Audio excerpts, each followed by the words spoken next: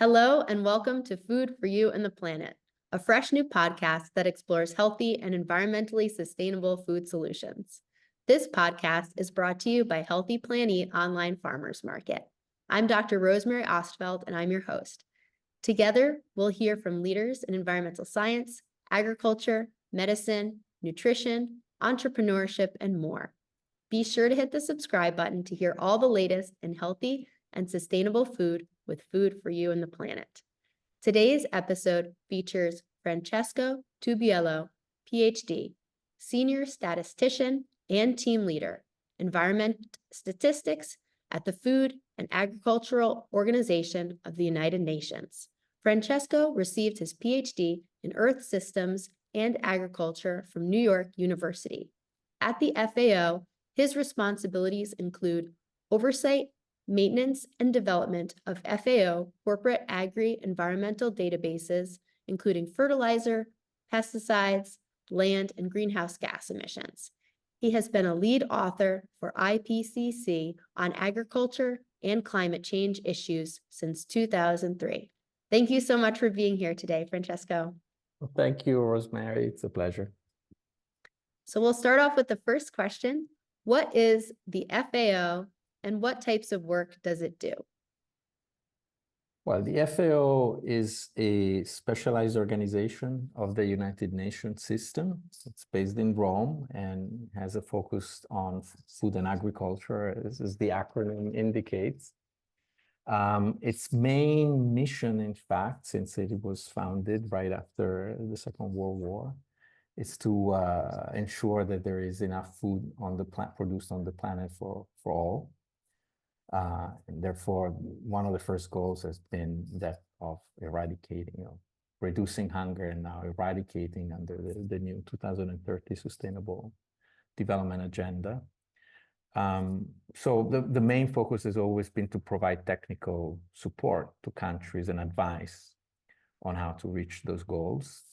And then over time, that goal has increased to include all the things we care about these days on sustainable development, climate change, and equity in general. How did you become interested in food and agriculture? Well, it's a good question. I actually started as a physicist back in Italy. So say my main interest has always been big systems and description of how they work. And then as I, moving down the line, as I moved to the US to do my master and PhD, I got interested in Earth system science. So how the Earth works, that led me to get interested in big things such as the carbon cycle, right, and climate change. Right. And then from there, let's say I've always been interested in impacts on society. And so I got interested in the impacts on agriculture. And that's how I became involved in the area. I started to do modeling using crop models on the impacts of not just climate change, also elevated CO2 on crops, on big crops. And that led me to get interested in solutions about potential problems in the future. And of course, that sort of general theme got me, opened up possibilities to interact with many people, many organizations, including the FAO, where eventually I became a part of the staff, as I am now. Can you tell me about your involvement with the Intergovernmental Panel on Climate Change report and the Nobel Prize you and the other authors received for it? Yes, I mean, as you know, the Intergovernmental Panel on Climate Change is a big process that it started just about after 1990, as the world, and the governments became worried about what was going on in the planet. So we're going back 30 years to more, 35 years to more or less where we are now. And so it was thought in the beginning that at least to inform governments to make the right decisions, and then people, of course, countries would facilitate meeting of scientists at regular intervals. Usually the IPCC reports are produced every 4 to 5 years. And so I mean, when the process started, I was just beginning my PhD studies.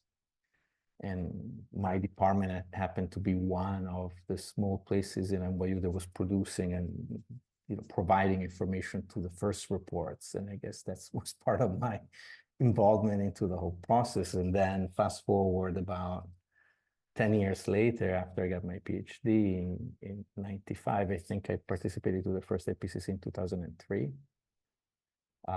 And then in 2007, when we got the Nobel Peace Prize, I mean, divided by 2,000 people, of course. And then I've been a lead author, let's say, ever since, basically working on either impacts and adaptation solutions in some chapters, in some reports, and lately more on mitigation, so the emission component of agricultural activities. So what led you to a career as a statistician at the FAO? Well, I mean, as often happens in life, at least in my experience, partly by chance. Chance, of course, driven by profession. I mean, as I said, I had a background in physics and mathematics and modeling and big data, potential, from my side, data used as inputs into model. Right. So when I came to FAO, in fact, I came to work directly on climate change issues. And in particular, there was a project that was tasked with developing a new database on trying to quantify emissions from agriculture from all over the world. And that project was developed between the climate change division and the statistics division. And so it was a big collaboration. And, over time, I became more and more involved in the in the proper production of statistics in FAO. And then eventually over time, I moved to become a bona fide statistician, producing those statistics, let's say, on an annual basis. Can you tell me a little bit more about FAOSTAT? Yes, so FAOSTAT, or we call it FAOSTAT just to be quicker. Maybe it's more understandable as FAOSTAT because there are statistics in there. But it's arguably, I mean, it's the largest repository of agricultural data for the world. So much so that, I mean, we have hundreds of thousands of users around the world on a regular basis. Users, I think, that span sort of the entire range from regular people interested in just to see what agriculture looks like in their country or around the world, journalists, of course, and scientists. I mean, FAOSTAT data are the basis for a lot of the global publications that are produced on a regular basis, including by myself when I was outside of FAO. Now I write more like FAO reports. But just to go back to FAOSTAT, so it's a big repository of data. It provides things, of course, the most important are data on crops and livestock production around the world, year in, year out, the yields, the productivity of various crops.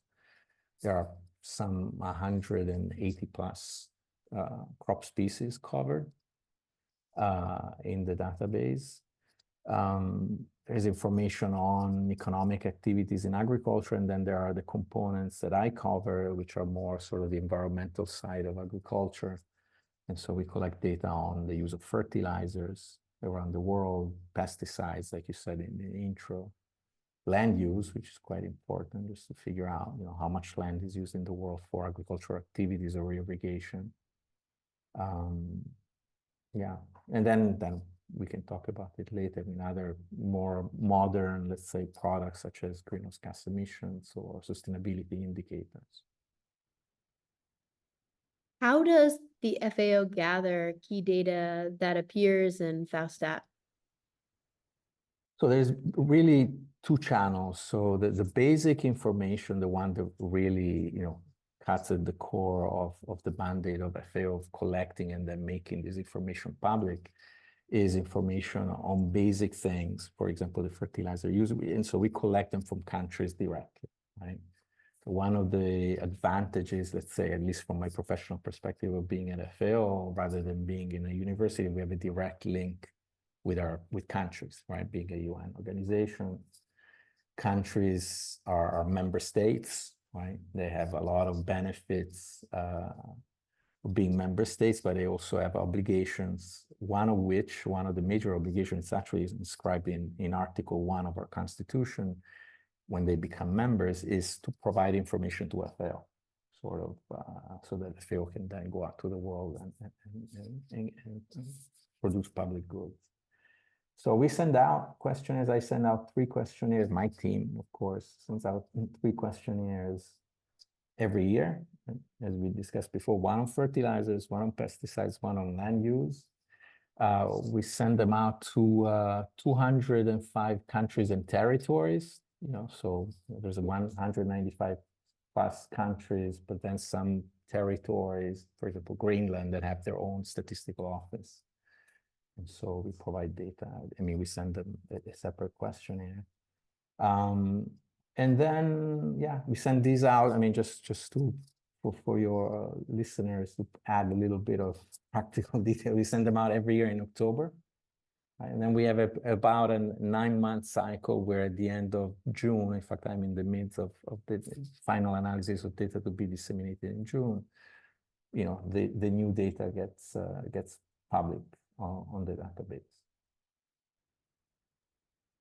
What is the global livestock environmental assessment model and how is it used? So that's one of the, I think, most recognized models of FAO. So if we maybe change the page for a second. So on one side there's statistics and we collect data. Like I said, I'm probably sorry I didn't complete my description. We collect the data from the countries, but we also estimate things on information that countries might not have. For example, on greenhouse gases, we do the estimates ourselves. And that's still in the realm of data. And then, of course, FAO is tasked with providing to users around the world in its member countries with analysis of current and potentially future situations or evolutions of agriculture. So various divisions use different models to do this.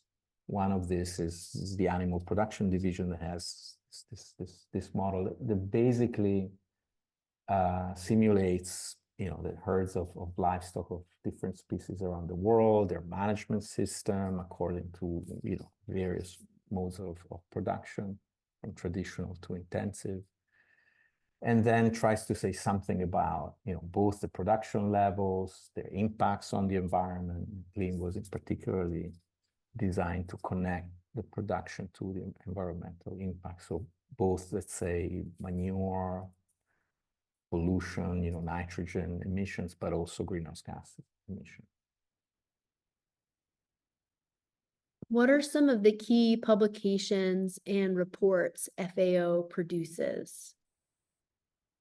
Well, there are a lot of publications that FAO produces, but I'd say some of the most important, we call them our flagship publications, or the ones that come out regularly, every year, some of them every 2 years, and they are flagship because part of the budget is actually devoted to producing them. Right? There are teams that are actually spending most of their professional annual work in analyzing the data and producing state reports. I think potentially the most important is called the SOFI, the State of Food Insecurity around the world. That's the one that gets produced every year. It sort of informs everyone on the state of food insecurity, right? Or security, depending on how you look at it. And it's a prime, I would say, it's the prime publication from FAO, right? The one that tells us that we are now a bit less than a billion people risk of hunger in the world. So it characterizes the situation of the degree of that danger, by regions of the world, tries to make predictions of where things are going. And then, of course, every year there is a thematic add on to that analysis. It could be the cost of healthy diets versus, accessibility of food at certain prices, or greenhouse gas emissions and others. So that's the SOFI, I would say, is the most important. We have another publication, similar title. It's called the SOFA, the State of Food and Agriculture. That also comes out every year, and it's more sort of topical, and it changes themes from year to year, trying to catch the wave of interest from readers worldwide. So, for example, this is actually an exception because we change theme every year, but the last two have been on the same, part one and part two of the same thing, which is sort of the true cost of food. Trying to, do the math on not just how much it costs to produce it, but, the environmental damages and the health damages that it might be associated with that production, and, the cost to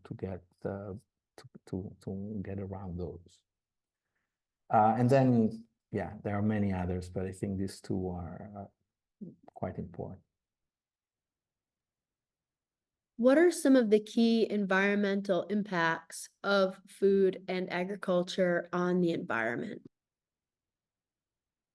Well, if we go backward in terms of the most important globally and recently, I mean, the first one that comes to mind, of course, is greenhouse gas emissions. We ourselves, for example, have contributed and actually made in first-person reports that over the last couple of years that have highlighted not just the role of food and agriculture, but of the entire, what we call the agri-food system. So the entire chain of operations from, production of fertilizers to the actual crop and livestock activities on the farm, but also once the food leaves the farm gate, and it gets processed and it gets distributed and transported and sold in retail shops and then consumed at home, and so on and so forth. So we sort of contributed to the computation of that entire set of impacts. And, as I think now it's common knowledge, we arrived at this computation of about 30% of the entire greenhouse gas emissions emitted on the planet linked to that process, right? Agri-food systems. I mean, and a simple rule of thumb there, it's within agri-food system, you can think about 3 pillars of activities, right? One is agriculture proper. So the crops and livestock activities within the farm, each one of these 3 emits about a third of the 30%, so 10, 10, and 10, more or less, just to keep things simple. The other 10% is land use change. So there are processes that, depending on who you talk to, may or may not be associated directly to agriculture in how countries or people compute the emissions. But these are the deforestation, the degradation of tropical peatlands that are directly connected to the operation, to the agricultural operation of expanding farms, for example, in developing countries. So that's another 10% of the total emission. And then the supply chain, which is a surprise to including ourselves, is becoming increasingly important. So those are mostly emissions of CO2 coming from the use of fossil fuels across the supply chain, but also, for example, fluorinated gases in refrigeration. Right?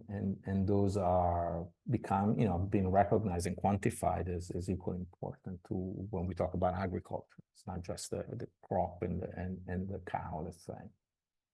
All right. So that's one of the most important recently. I mean, if you look historically, of course, and you look at the planet now versus where it was 10,000 years ago when we started our civilization, which of course impinges upon agriculture. Land use change has been, the main factor you can see from space, right? Agricultural land today is about a third of the total land surface, right? 10% is crops, all the rest is pastures, and in various degrees of intensity of use. And then other things that are very important are linked more to, so that's been a huge impact over time. I mean, and it's happened everywhere. Now we talk about tropical countries with this is happening today, and lots of programs within the climate change processes are in place to try to reduce deforestation. And we are becoming aware of not buying certain products to try to facilitate that, the lessening of that problem. But we've done it ourselves, right? In Europe, in first and foremost, and in Asia, and then of course in the United States, when we went through our own processes of establishing agriculture. So this is a process that's continued with us growing on the planet. But then more recently with the development of more intensive agricultural practices, right? The chemical fertilizers, the pesticides, big impacts that are becoming global in terms of footprint are pollution of waters and soils, right? And contamination with killing agents, basically, right? Pesticides are potentially what are designed to do. And so those are potentially, they're the focus of attention in many parts of the world. So much so that some of the Sustainable Development Goals or the biodiversity targets, focus on agriculture very strongly as a driver of some of these factors.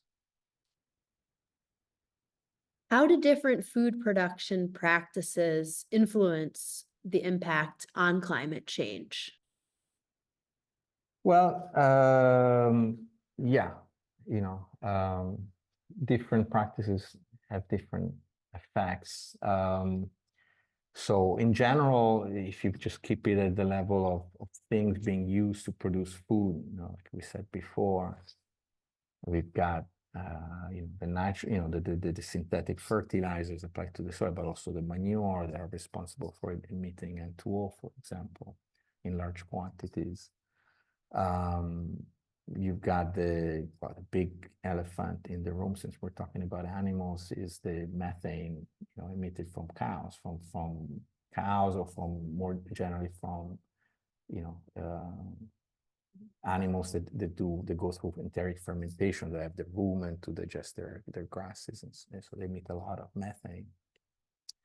But then again, just shifting the attention from the farm to what happens around the farm, big component of emissions are the deforestation, basically the destruction of natural ecosystem to make room for this. In terms of agricultural practices, of course, as you can imagine, intensive practices are the most destructive, because of the sheer scale at which they operate. I mean, conceptually, you want to do more with less, so you intensify to try to minimize your footprint, and that's a good thing. Some of the solutions that we are designing involve some meaningful intensification of practices.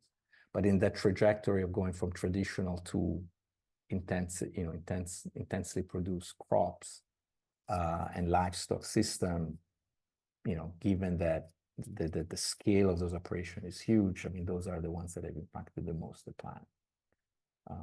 Yeah. So which foods are associated with the largest impact on climate change? Well, again, yeah, I mean, it depends a little bit on what kind of greenhouse gases one talks about, right? But let's say, generally speaking, like I said before, livestock is always in meat consumption, right? It's always been pointed to as one of the culprits, or one of the major contributors, right? I think there it's important to distinguish a bit and provide a little bit of details, because it's not that livestock in general or meat in general is necessarily the issue. The issue here is mostly red meat produced in intensive agricultural systems, right? And so, it's not that eating meat per se is necessarily bad for the planet. It's certain kind of meat, certain kind of production system that's underneath it. But unfortunately, when messages get communicated, then everything gets lumped together. And so but nonetheless, it remains a big problem, right? Because of the methane. But I would say, and of course, the use of fertilizers in a way that leads to overuse and therefore, large amounts put on agricultural soils that produces N2O. But let's not forget that N2O and methane, as important as they are as greenhouse gases, when you look at the global picture of climate change and all the emissions that we need to reduce, right, are important because everything needs to be reduced and everybody needs to play their part. But again, sorry for repeating the expression, but the elephant in the room is actually the CO2 from fossil fuel emissions, right? So when people design solutions here, it needs to be sort of, everything needs to be put, let's say, in its right context. Now, if you look at CO2, apart, I just said fossil fuel, but if you link it back to what I was talking about, agricultural systems in general, the destruction of natural ecosystem is also a very important component. And again, both of the two things point to things that people can do, let's say, to try to do something about the problem. And if this is one of your next questions, I'll hold on, or otherwise I can add a few thoughts on this. Let me know. Sure, that would be great. Yeah, I would love to hear more about what you think people can do to minimize their impact. Yeah.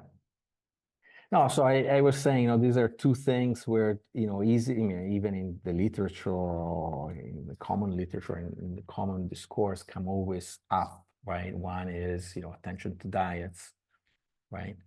In general, we eat with repercussions on health that, sort of build up the positives of potential dietary choices, reduction of meat, potentially the red meat.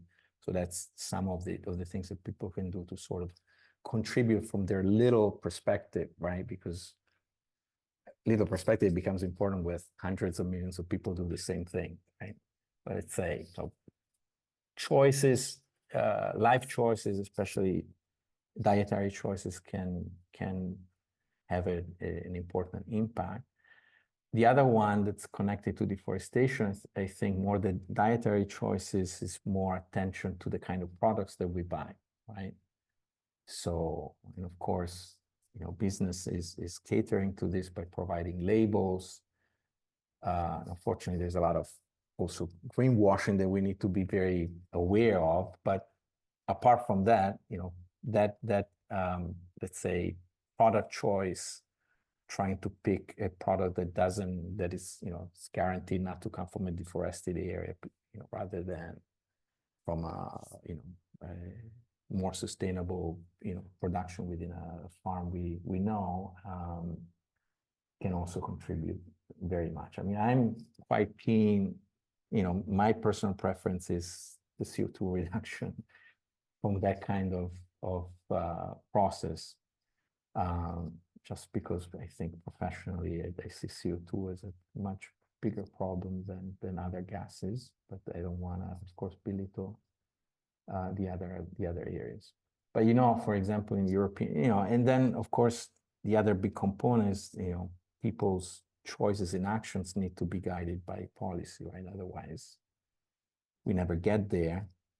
And so various areas of the world are trying to move in that area. I mean, the European Union just recently passed this famous deforestation laws, right, or regulations, whereby I think from next year, but the process already started, all products that get imported into the European Union will have to have a certificate that guarantees, to the extent possible, that the food that's being sold in the union is not coming from a parcel of land that's been deforested recently, right?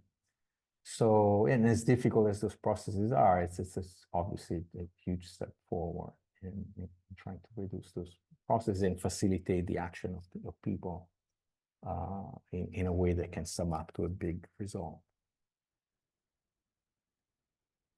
How will climate change impact food and agricultural production? Yeah, that's the other part of the equation, right? So when we talk about agriculture, one of the things we always like to say is agriculture sort of cuts both ways in the climate change debate and analysis. You know, we just covered the part of this sort of the contributions to the problem. But the other one is, as I said, it was part of my earlier work. And in part, some of the new work that I'm developing is, you know, the impacts of climate change on agriculture. Now, heat, higher temperature, extreme events, you know, cycles that are out of bounds with the, let's say, with what we're used to or farmer is used to, both droughts and excessive rain cause disruptions to production, you know, lower potentially the yields of crops, reduce productivity in livestock. So, and there is a literature, of course, including through the IPCC and potentially contributed to that price that we won in 2007 that points to all sorts of things we need to be aware of, especially, I would say, you know, by now in the very near term. And of course, we are starting to see impacts, especially from extreme events, right? Not that extreme events didn't exist before, right? So we already knew that when there was a flooding or there was a heavy rain or a typhoon or a hurricane hitting somewhere, that was bad for agriculture. But we know now that that's happening more and more frequently, and it's going to happen more and more frequently in the future. So we basically, I'm not a pessimistic person, but I mean, the scenario doesn't look very good, right? And I would say, actually, right now, I mean, if I had to advise policy, and again, vis-a-vis that discourse that I said before about emissions being still driven, unfortunately, by fossil fuels. You know, if I had limited amount of money and I had to do policy for agriculture, I would invest it in adaptation, serious adaptation strategies, right? Because, and I was saying that we started to do some more work on these issues recently. So we began to connect information, let's say, on climate change in terms of temperature change that has happened over the last 20, 30 years and connect it to, you know, areas of agriculture or livestock or this exposed increasingly to temperature change as a proxy for all the things that I said. And we see that it's going up sort of exponentially. Now, we know there's lots of effects everywhere in the world, but if you look at FAOSTAT statistics, for example, right, and you look at production of wheat, of corn around the world on a global level, right? I mean, of course, there are nuances of where things are happening, but you don't really see yet the big impact that the scientists that are expecting, right? Of course, climate change it's in its infancy in terms of the effects that we might see, you know, a couple of decades from now if nothing is done. But the suspicion, and I think the IPCC has written this also, is that so far farmers have managed to get by with a little bag of tricks that they have at their disposal, which incidentally we've used in our models ourselves, you know, to predict back then to 2030, 2040, which is, you know, you use a little, you know, a different cultivar from more down south if your environment becomes a bit warmer, or you change and shift your cultivation patterns or your planting patterns and harvesting patterns a bit. And potentially, we don't know, potentially that has somehow contributed up to date to mitigate what would have been, you know, could have been potentially a bigger impact that we've seen so far. And now I'm speculating. I mean, that's my own thinking. But what that's pointing to is, you know, that bag of tricks is a limited thing because it's based on past experience, right? And if we, you know, give you an example, in Italy, where FAO is based in Rome, Italy, I think over the last couple of years, had serious droughts where we looked at about 50% of the normal precipitation over the summer and over the growing period. Now, you can make do with that once or twice, but if you can imagine a regime where that becomes, I wouldn't say the norm, but it kind of starts kicking in every third or fourth year, then the usual bag of tricks that I just referred to, it's not just simply not gonna work. And so you need structural decisions, structural planning, government or industry needs to come in. And just to say that's where I would invest my money as a government if I had to do that.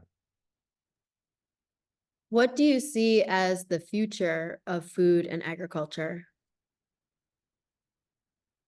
Well, there's many different parts of this equation, right? One being, well, first of all, let's not hide the fact that, we've grown from, in very little time, right? About 2 centuries from, I think, about 1 billion people to 8 billion people. We're moving essentially to 9, maybe 10, we don't know, but let's say we're not gonna grow that much, but still it's a huge number. So those are people that need to be fed. And so, let's call it quote unquote traditional agriculture, the one where you grow crops and livestock on land. It's gonna have to do the major part and carry the brunt of that supply, right? Of course, even the things that we know today, that part needs to be done in, as we say, right, much more sustainable way that we've done so far. And so I think that's where much of the planning and the work that it's going on right now. It's in that direction. How do we do that in order to reduce the impact on the remaining natural ecosystems? How to use, fertilizer more efficiently, our water systems more efficiently, the land more efficiently. So it's an equation of efficient production, right? Which I think, at least from the perspective of technological man, is we think we can do, right? We've heard about agriculture 3.0 and 4.0 and potentially 5.0 with, the addition of all sorts of gizmos, including artificial intelligence to guide, right, and trying to make more efficient that production. So that's one avenue, notwithstanding the 8 billion people that needs to be fed. And so some of these emissions we just talked about, will remain. They probably would be reduced compared to the business as usual, but that's one step forward. And then, of course, there are other chapters there. One, well, we talked about agriculture and food. We didn't talk at all about the ocean. I'm not an ocean person, but of course, there is that chapter that's quite important, right? On how to potentially